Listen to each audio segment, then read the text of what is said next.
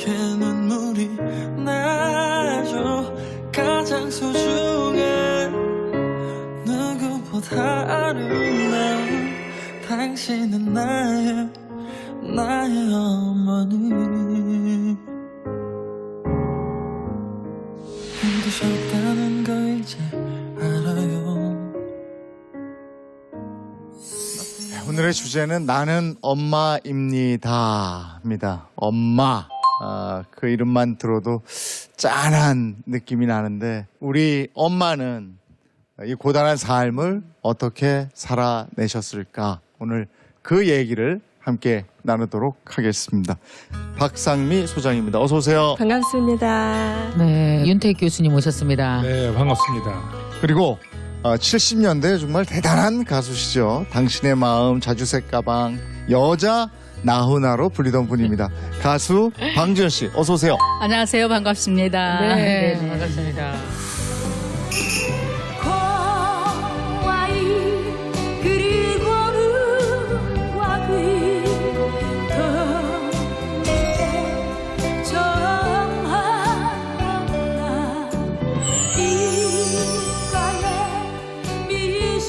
우리 엄마들의 파란만장한 이야기 지금부터 함께 나누겠습니다. 첫 번째 사연입니다.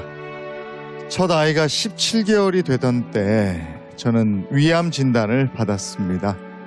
제가 병원에 있는 동안 엄마 냄새가 난다며 베개를 끌어안고 잔다는 딸의 이야기를 들으면서 제가 떠나면 남을 아이 걱정에 암을 이겨내겠다고 다짐했습니다. 위에 5분의 4를 절제하는 큰 수술은 다행히 무사히 끝났고 아이와 함께하는 모든 순간이 행복했습니다. 3년 후 저는 둘째 아이를 임신하게 되었습니다. 하지만 의사는 아직 회복 중인 상태라 생명이 위험해질 수 있다며 아이를 지우라고 권했고 엄마인 저는 선택을 해야만 했습니다. 본인 소개 좀 해주시겠어요? 저는 딸 하나와 아들 하나를 둔 62살 노경수입니다. 예. 아이가 17개월일 때 위암 진단을 받았습니다. 예. 네.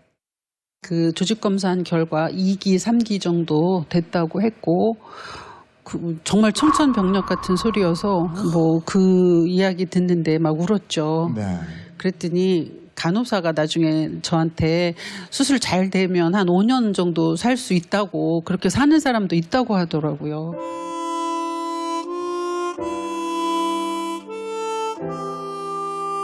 오 년이라면 아이가 7살밖에 안 됐는데 네. 그것밖에 못 키우나 네. 정말 많이 울었습니다. 근데 진짜 암에 걸렸다 그랬을 때 엄마로서는 네.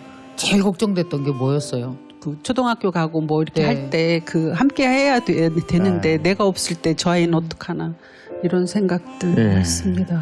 그리고 또 그 아이가 네. 너무 어리니까 그때 17개월이었으니까 네. 엄마가 아프다, 엄마의 상황을 전혀 이해할 수 없는 거잖아요. 네네네. 그 아이가 이제 베개를 끌어안고 진짜 잔다고 네. 엄마가 그러더라고요 저한테. 네. 병원에 오면 이제 그러니까 간호사가 저를 케어하기 위해서 오잖아요. 그럴 때 그 간호사 출입을 막는 거예요. 네. 엄마한테 주사 놓지 말라고. 엄마가 그게 아픈 건 뭔가 알아. 네. 근데 엄마한테 아픈 주사를 놓으니까 그걸 또 놓지 말라고. 네. 그러면 그런 꼬맹이를 보면서 살아야 되겠다 이런 마음을 굳게 먹으셨겠어요. 네, 어떻게든 정말 살고 싶었습니다. 엄마 노릇을 좀 하고 싶었고 그래서 살려달라고 그냥 네. 매달렸죠. 네.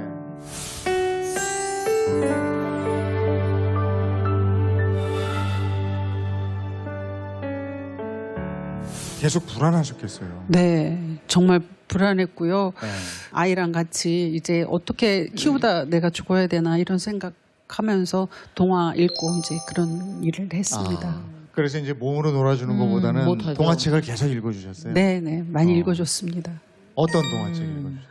그때 뭐 전래동화 많이 읽었고요. 네, 그러면서 또 뭐 알리바바와 40인의 도둑 같은 거 성대묘사 해가면서 또 해주고 밖에 어떻게 돌아다니거나 할 수가 없으니까 집안에서 그렇게 놀았지요. 수술은 잘 끝난 거고요.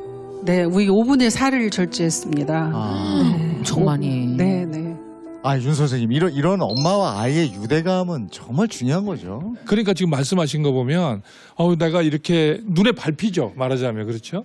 그러니까 그 유대감 때문에 책임감까지도 느끼셔서 저렇게 잘 키워내신 것 같아요. 맞아요. 그러니까 사실 그 부분이요. 그 지금 그게. 말씀하신 그 유대감 네, 네, 때문에 네, 박상민 맞아요. 선생님 어때요? 그 유대감 때문에 내가 아프면 엄마가 아프면 그 엄마는 더 가슴이 찢어질 것 같아요. 그럼요. 이런 중증 질환을 앓게 된 어머니들 보면 아까도 간호사가 수술하고 5년 정도 사는 사람도 있어요 네. 했을 때 그럼 5년밖에 애를 못 키워? 이 생각을 하시는 네. 게 엄마들 마음인 것 같아요. 그래서 오로지 내 아이만 생각하시는데 아까 이렇게 누워 계시면서도 계속 동화를 읽어줬다는 게 그 모성애는 정말 내 몸이 아무리 죽음 앞에 있더라도 더 뜨거워지는 게 아닌가 싶습니다.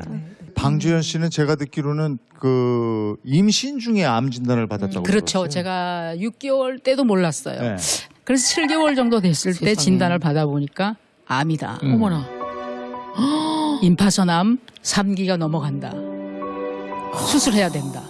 근데 저는 이제 치료를 하려고 마음먹으니까 다 수술하자 그러죠. 네, 네. 수술하면 어떻게 됩니까? 애기는. 한쪽 팔 못 쓰게 된다. 네, 응? 네, 네. 한쪽 팔 못 쓰게 되고 아, 아이는 사산을 해라. 그러니까 세상에. 유산이 아니라 그렇게 돼야 돼요. 어머나. 아이가 이미 배 안에서 다 이 뱃속에서 다 형성이 됐죠. 이미 모든 게 형성이 다 된 네. 상황이라면 네. 그러면은 치료 포기 후에 이제 단식을 했어요. 어머나. 그리고 이제 돌아와서 출산했는데 이 아이가 네. 네.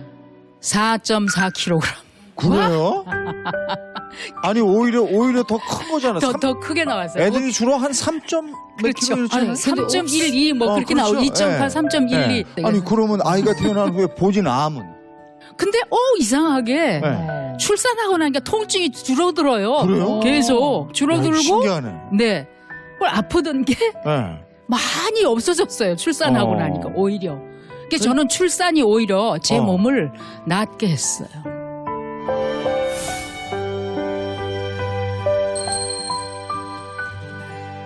그 위암 수술 받았잖아요. 네.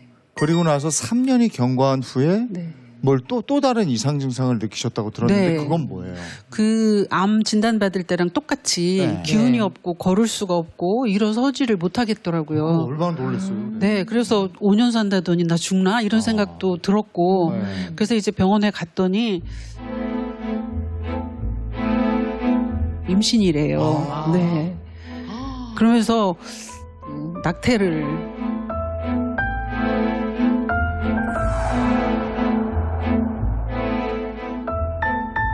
그때 의사는 그렇게 얘기했지만 본인이 임신입니다라고 얘기를 들었을 때 그 느낌은 어땠습니까? 사실 저는 내 몸이 회복됐구나 이런 생각했어요. 지가 생길만 하니까 생겼지. 네.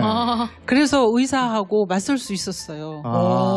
어떻게 맞으셨어요, 의사한테? 아니 저의 생명도 그냥 생명은 하늘에 달린 거 아니냐. 얘가 생겼는데 왜 뛰라고 하느냐. 난 못 뛴다. 네. 난 날 거다. 아. 그렇게 했더니 의사는 막 정말 강력하게 그 모체의 생명을 담보로 출산할 순 없다. 그러더라고요.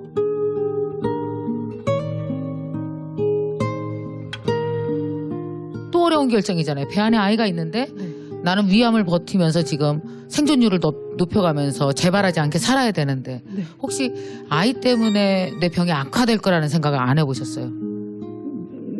1%도 안 했어요. 진짜 1%도 안 했어요? 1%도 안 했어요. 근데 네. 아이 때문에 어. 아이 때문에 제가 회복됐다고 느꼈어요. 오히려 똑같아. 예. 그럼 이게 위대한 엄마의 힘이에요. 진짜 엄마들이 네. 강하다는 걸 진짜 글쎄요. 옆에 있으면서 나 아빠는 왜 이러지 이런 생각이 들어요. 너무 강하시네. 그럼 기왕 얘기 나온 김에 우리 네. 임 교수님 만약에 아이가 있어 네, 그러면은 만약에 내가 어딘가 암이야 네. 그러면 어떤 결정을 해요 남자들은? 난 내가 먼저 살아야 될 것 같아. 그래 얘를 또 다음에 또 아까 말씀하셨다시피 그렇죠. 다음 기회를 네, 그러니까 노리고. 그런 생각인데 이성적으로 생각을 하는데 네. 지금 엄마가 강하다 하는 걸 보면 이성이 없는 거예요, 그렇죠? 본능. 따지고 뭐 이런 게 아니라 이 생명에 대한 그 살려야 되겠다는 거 네. 그거 하나로 이렇게 용감해지는 거 와, 아닌가 정말 싶어요. 대단한. 이성을 초월한 거예요. 네. 그러니까 초월의 말이에요. 세계. 와. 그러면 엄마가 이제 목숨을 건 출산을 하게 되는 거죠. 네. 네, 네, 아이는. 네. 큰애는 자기 동생 나달라고 또 어. 되게 그랬고 근데 실제 많이 누워 지냈어요. 거의 빈혈이 심해서 아, 임신 기간 내내. 기간 내내 살도 네. 많이 빠지셨다고요? 오히려 찌지 않고? 임신 기간 내내. 임신 기간 어떠셨어요? 그러니까 수술하고서 한 15kg 빠졌었어요. 의암 수술하고 그래서 그렇죠. 굉장히 몸 상태도 안 좋았고 좋죠. 그런데 임신을 하니까 먹덧이 왔어요.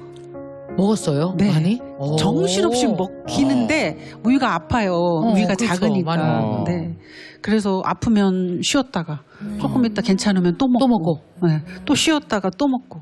그리고 아이는 건강하게 태어났고. 네, 건강하게 태어났는 3.4로 태어났는데 아, 그래요? 3.4요? 네. 근데 그 아마 태내 환경이 그렇게 좋진 않았었던 것 같아요. 네. 그래서 3일 정도 지나고 나서 건강하게 나왔어요. 싶단 말 사랑한단 말 당신에게 실제로 그 연구 결과를 살펴봐도요. 네. 이런 암 선고를 받거나 불치병에 걸린 사람들 중에 생존율이 훨씬 높은 사람들이 출산한 엄마들이었어요. 아까 어머니처럼 내가 이 아이를 몇 년 키울 수 있지? 그런 모성애의 기적이 살아야겠다는 놀라운 의지를 불러일으킨 결과였다고 해요. 그래서 그 엄청난 시련 속에서도 나의 모성애라는 아주 강력한 파워 에너지가 나를 긍정적으로 그리고 아이들 앞에서도 늘 더 좋은 엄마, 행동하는 엄마로 살아오실 수가 있었고 너무 감동적이어서 네. 아, 근데 정말 우리 노경수님 대단하신 것이 그렇게 아이들을 또 키워가면서 그 와중에도 또 애들 위해서 막 공부를 하셨다고요? 그냥 아이들이 읽는 동화책 계속 같이 네. 읽었어요. 같이. 네, 동화책을. 같이 읽으면서 뭔가 좀 알아서 읽어서 이걸 아이들한테 좀 풍성하게 이야기해 줄 수 있었으면 좋겠다 싶더라고요. 아. 근데 그게 동화책을 읽다 보니까 경지에 이르르셨나 봐요. 동화 작가가 되셨다고 들었어요. 네, 네. 네. 아이들이 이렇게 음. 살아가는 그 생활하는 게 모티브가 되는 게 많더라고요. 아이들 그래서 보면서. 아이들 이야기를 그냥 제가 창작이라기보다 그냥 퍼날랐어요. 그래서 MBC 창작동화 공모에 네. 냈어요. 그래서 그게 제 5회 대상을 받게 됐어요. 와, 네. 진짜. 그 제목이 와. 뭐였어요? 아, 근데 애들이 엄마 너무 자랑스러워 하겠어요. 우리 엄마 암도 이겼지. 네. 암 와중에 나를 낳지. 네. 거기다 엄마 열심히 살아내서 네. 그 우리 잘 키워주면서 동화작. 동화 작가도 되시지. 네. 딸들이 뭐래요, 엄마한테?